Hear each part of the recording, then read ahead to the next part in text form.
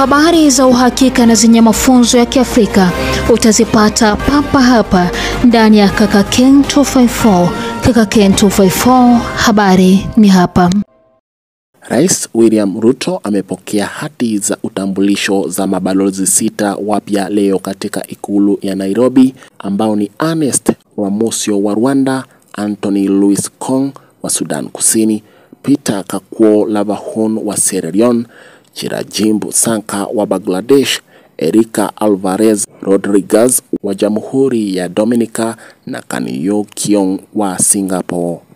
Balozi Ernest Rwamusyo amepandishwa cheo na kufanywa balozi wa Rwanda nchini Kenya, jukumu atakalotekeleza kwa wakati mmoja katika nchi za Somalia na Eritrea.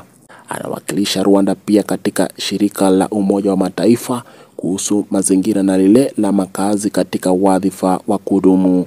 Balozi mpya wa Sudan Kusini nchini Kenya Kon amekuwa mwanadiplomasia kwa muda mrefu, akihudumia Sudan na Sudan Kusini kabla Sudan Kusini ipate uhuru kama balozi wa Sudan nchini DRC na Congo Brazzaville.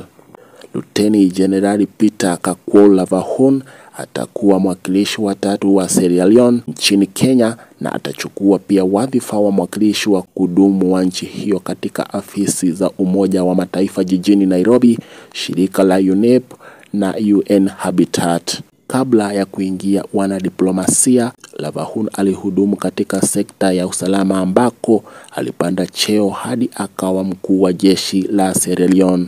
Balozi Saka wa Bangladesh amekuwa akihudumu kama naibu balozi nchini India kabla yake kupandishwa cheo na kutumwa nchini Kenya. Erika Alvarez Rodriguez wa Jamhuri ya Dominica amekuwa mwanadiplomasia kwa miaka 27 sasa, ambako amehudumu katika wizara ya masuala ya kigeni ya nchi yake. Balozi mpya wa Singapore Kiong amekuwa akihudumu katika nyadhifa mbalimbali za sekta ya kibinafsi katika nchi yake na huko Ulaya kabla ya kuteuliwa kuwa balozi. Rais Ruto alikubali hati za mabalozi hao za utambulisho, huku akiwashauri waangazie maslahi ya mataifa yao nchini Kenya na kukuza uhusiano mwema kati ya Kenya na mataifa yao.